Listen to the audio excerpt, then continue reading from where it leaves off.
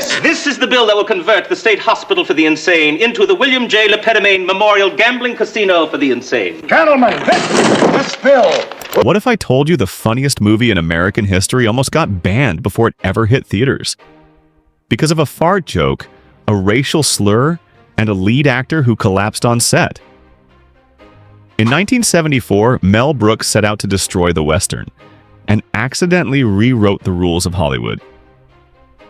There's something strange about the very first day on the Blazing Saddles, set in 1974. Something that's never been explained. Why did the original Waco Kid vanish after just one filming day? And more importantly, what he did 4 years later still sends shockwaves through Tinseltown. From the moment John Wayne muttered 3 simple words after reading the script, nothing was the same.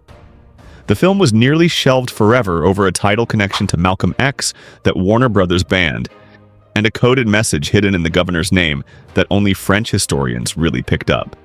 These aren't quirky anecdotes, they're deep-buried secrets Hollywood spent decades trying to erase. The story began with a wild spark. A rookie screenwriter in his 20s, Andrew Bergman, had a vision so daring it could light the Old West on fire. His script was originally titled Tex X, a deliberate nod to Malcolm X, a choice that could have ignited conversations nobody was ready for. Picture this: a black sheriff riding into a deep white town flipping every dusty Western cliché on its head. That idea alone was explosive, and shockingly it reached a major studio in the early 70s, at a time movies rarely tackled race, let alone through sharp comedy. Even when the title changed, the fire in the plot remained. Before any of this landed in Mel Brooks' lap, the project almost went totally differently. Alan Arkin was tapped to direct, casting none other than James Earl Jones, yes, the future voice of Darth Vader, as Sheriff Bart. Powerful, deep-voiced, but comedy? That was untested territory for him. It was an ambitious choice, but the project collapsed before the first draft was locked. Creative battles, terrified studio execs, and a script that read too hot to handle. For years it lay dormant, until Brooks resurrected it, and then everything shifted. Brooks was in a dark place when he signed on. His Oscar-winning The Producers had earned tons of accolades, but no real cash. His follow-up, The 12 Chairs, bombed so badly he was practically broke, without a car and expecting a child with Anne Bancroft. Netflix had nothing like tax credits to bail him out. He took Blazing Saddles because he had to. He later confessed it saved him. It put him back in a house, let him eat properly, and gave him the room to breathe again. That desperation fueled a boldness that bled into every scene. Writing this film was like stepping into a verbal battlefield. Brooks assembled a squad: Andrew Bergman, Richard Pryor, Norman Steinberg, Alan Uger, an off-the-charts quartet of sharp, boundary-pushing funny people. The writing room became legendary. Late nights, Chinese takeout, and fistfights over the next uncensored line. Their first draft topped 412 pages. That's over 8 hours of film. They slashed it down to 275. Still a beast, but every page crackled with taboo-smashing jokes. Pryor, living in the eye of addiction storms, brought a fiery edge no one else could match. And no one could quite recall who coined which gag. That infamous campfire scene, heavy on unauthorized humor, erupted from this chaos. It wasn't writers hunched at desks, it was war, and the result felt like nothing Hollywood had dared do. Brooks's mantra, "Don't write a polite script," hung on the wall and became gospel. They ripped up the rules, took aim at racism, Hollywood cliches, everything. Jewish writers were making black jokes. Black writers were mocking Jewish stereotypes. Nobody stayed in their lane, and the collision changed the genre forever. Richard Pryor was Brooks's original pick for Sheriff Bart, until Warner Brothers dampened that fire. Pryor's battles with substance issues in a recent court case made him uninsurable, and Brooks nearly walked. Pryor calmly insisted they keep going, but behind the camera. He shifted to a writer's role, leaving the lead to Cleavon Little. Brooks later admitted they got lucky. Little brought grace, toughness, humor. Still, you can't help imagining what Pryor in the saddle might have unleashed. 2 years later, Pryor and Gene Wilder became a comedy force. But this was the fork in the road. Then the wildest twist of all. Brooks pitched John Wayne to play the Waco Kid. Legend has it, Wayne read the script overnight and laughed like he never had. Then turned it down because it was too dirty for his image. Imagine the most iconic cowboy in history playing a rum-soaked, washed-up gunslinger in a film mocking his entire genre. It almost happened, and his refusal cast off the final shackles. Brooks hunted for replacements next. Someone unexpected yet believable. He tracked Danny Kaye down in Hawaii. Kaye loved the script, but almost blind from failing sight, couldn't ride. Brooks's heart ached, but fate had another player in mind. He gave the role to Gig Young, ostensibly perfect, washed-up actor, Oscar winner, sympathetic edge. But on his first day, during the jail cell scene, things went sideways. What looked like acting was real, a trembling mess, green bile, hospital visit. Brooks later quipped, "If you want an alcoholic, don't cast an alcoholic." Young left and even sued. Several actors later, desperate, Brooks called Gene Wilder his beloved producer's co-star. Wilder had refused the role once, but this time Brooks was pleading with tears. Wilder flew out, tried on the costume, and it fit as though fate had tailored it himself. He stepped in on Monday. His soft charm, offbeat timing, and electric chemistry with Cleavon Little transformed the role into iconic legend. That last-minute pivot saved the film in ways nobody could have planned. But then came the true test. The first screening for Warner Brothers executives. The script was wild. Fart jokes by the campfire, a horse-punching scene, the N-word dropped like grenades. The boardroom was silent. No laughter. Panic turned to outrage. Leo Greenfield, distribution head, called to bury the movie and accept a financial flop. They handed Brooks a laundry list of demands. Tone down the language, axe the campfire jokes, insert violence reductions. Brooks took the pages, walked out, and crumpled them up, tossed them in the trash. He wasn't cutting a single line. What came next is Hollywood folklore. Brooks pulled together a secret preview, not for executives, but day-to-day staff. Secretaries, janitors, mailroom clerks, the real test. When the film started, the janitor laughed until he cried. Secretaries burst out. By the end, the entire room was roaring. Brooks had found his audience, not among suits, but among the people who make entertainment matter.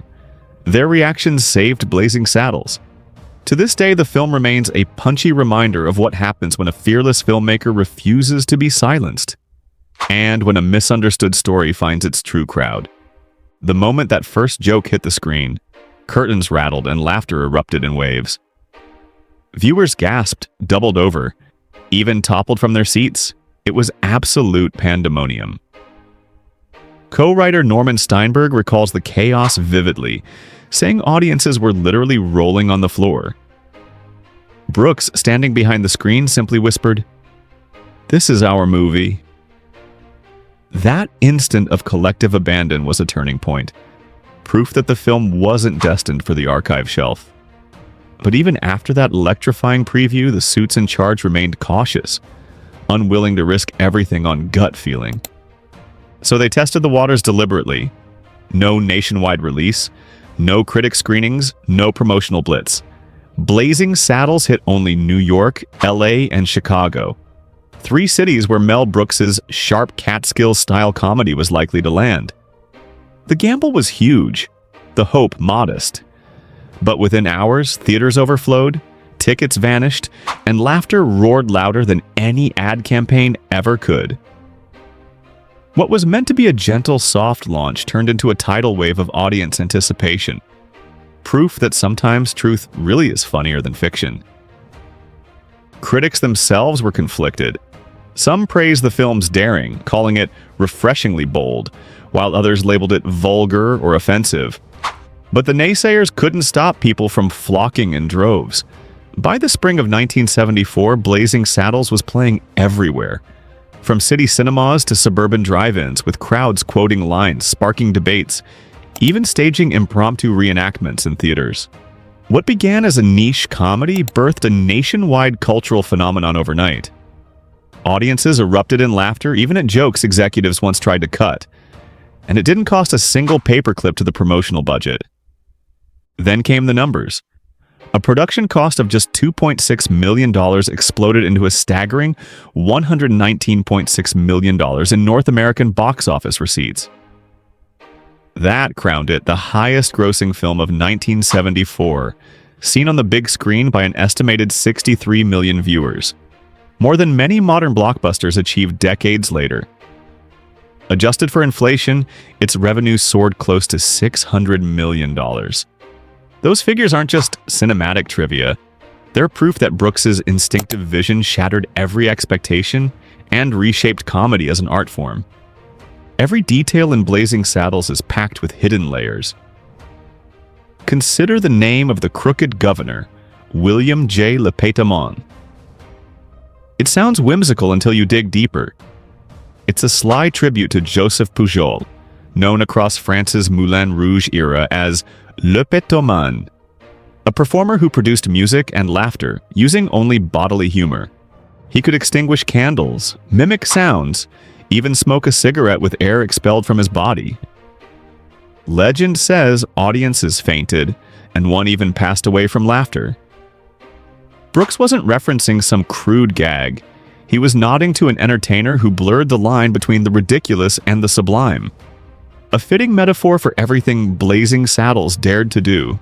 Brooks didn't stop at names. He inserted himself in subtle, almost unrecognizable ways, from the voice behind Lily Von Stupp's backup singers to the heckler in the climactic barroom brawl. These tiny camouflaged cameos create a hidden layer of comedic immersion, like Easter eggs for the keen-eyed viewer. Every frame pulses with Brooks's mischievous presence, amplifying the film's unconventional rhythm. One of the film's most disorienting moments, shockingly bold for its time, is the sudden appearance of Count Basie and his full jazz orchestra in the middle of the Old West desert, dressed in tuxedos, playing April in Paris. That tune didn't exist in 1874. It wouldn't be written until decades later, and Basie's iconic swing version came out in 1955. Yet there they are, casually blowing through a song that felt alien to the dusty ranch setting. It wasn't a historical slip-up. It was a deliberate jolt, a wink to the audience that this film wasn't bound by time or tradition. It warped expectations, redefined the genre, and became one of the most unforgettable detours in cinematic comedy. Count Basie's rendition itself has its own story. His 1955 recording of April in Paris, arranged by Wild Bill Davis, soared to popularity, landing on jazz charts and eventually earning placement in the Grammy Hall of Fame. By featuring that exact version, the one with the legendary "One More Time," Count In, Brooks tapped into an authentic musical moment.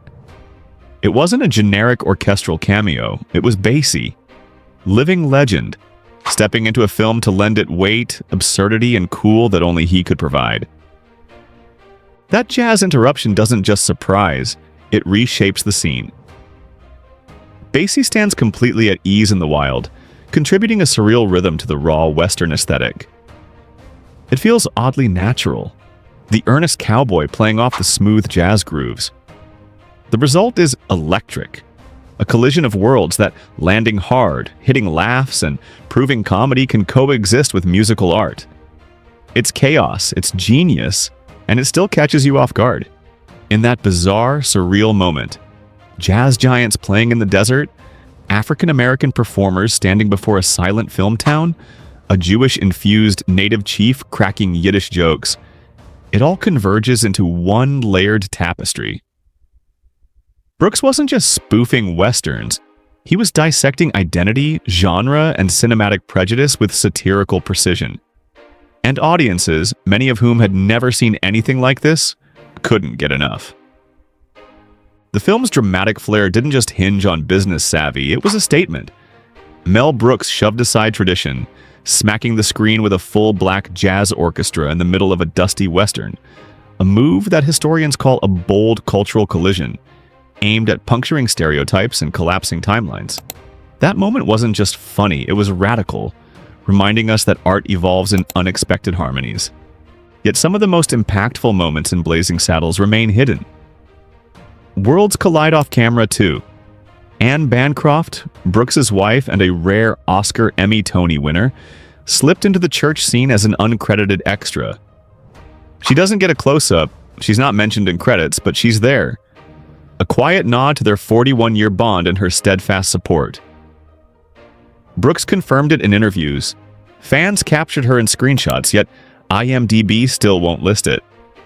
That tiny omission became a beloved mystery that shows how even legends can vanish by choice. Then there's the fiery audition of Madeline Kahn for Lily von Stoop. When Brooks asked her to demonstrate a Dietrich-style chair straddle, she balked. She thought she'd walked into a sleazy casting call. The tension was thick. But when he clarified his vision, she glided into the chair, lifted her skirt, and held the pose flawlessly. Then locked eyes with Brooks and ad-libbed, "No touching." That unscripted line echoed on set, set the tone for her character's fearless sexuality, and earned her an Academy Award nomination. That electric moment told Brooks everything he needed to know. Kahn was his Lily, unafraid, bold, unforgettable. Courage wasn't just artistic, it was moral too. Richard Pryor, though absent from the screen, was the heart of the film's audacity. Brooks admitted he feared using hard-hitting racial slurs. Would the audience recoil? Pryor insisted they had to show prejudice in its raw form to dismantle it. He said, "We are writing a story of racial prejudice." And by invoking real hatred, as offensive as it felt, they made the satire sting authentically. He also handpicked Cleveland Little as Sheriff Bart, saying his presence would intimidate white townfolk, a calculated choice that sharpened the satirical blade. Behind the scenes, chaos shadowed the comedy. Gig Young, initially cast as the Waco Kid, collapsed on day one, alcohol withdrawal hitting hard. Green bile, incoherent tremors, the set shut down and Brooks scrambled. He fired Young, replacing him with Gene Wilder, whose performance would go down in comedy history. Young sued Warner Brothers, but the dark chapter didn't end there. In 1978, 3 weeks after marrying Kim Schmidt, 33 years his junior, Young shot his wife and then himself in their Manhattan apartment. It shocked Hollywood and added a tragic footnote to what had been a farcical disaster. This chilling twist reverberated through the set, recontextualizing that early turmoil. Another legal curveball arrived from Hedy Lamarr, angered that the villain Hedley Lamarr shared her name. She sued for $10 million. Brooks even quipped the film jokes, "This is 1874, you'll be able to sue her." Ultimately, he settled quietly. No blockbuster lawsuit emerged, but the incident revealed how the film bruised every sensibility, even those from Hollywood's golden age. Yet through all this Frankenstein-like creation, audition firestorms, racial daring, casting breakdowns, legal backlash, something else happened. The movie grew. It became a cultural manifesto, one embraced by the American Film Institute as the 6th funniest film ever made in 2000, beating out Airplane and MASH. Then in 2006, it earned a spot in the Library of Congress National Film Registry, a seal of cultural and historical immortality. But Blazing Saddles never stopped sparking conversation. In 2024, HBO Max, or Max depending on the month, added a 3-minute introduction before the film, featuring scholar Jacqueline Stewart. She explains up front that racial slurs are used satirically by bigoted characters and offers historical context. Some viewers cheered it as essential framing. Others chafed at being lectured before the first punchline. Either way, it proves that even after 50 years, the film still ignites debate, and Brooks had predicted it. In a 2017 interview, he warned that political correctness is the death of comedy, and said Blazing Saddles simply could not be made today. Now let's look at the man behind the mayhem. Mel Brooks, the humility-skipping auteur, transformed that mid-70s gamble into a multi-million-dollar empire.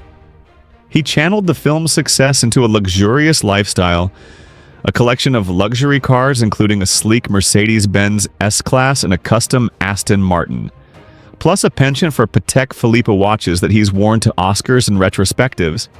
He owned real estate in Beverly Hills and upstate New York, occasionally traveled by private jet for screenings and reunions, and inked brand deals with Broadway productions, animation studios, and even video game adaptations. Brooks's financial moves felt deliberate. He reinvested earnings into theater productions like The Producer's Musical, which won a record-breaking 12 Tony Awards and continues to tour, pulling in steady revenue.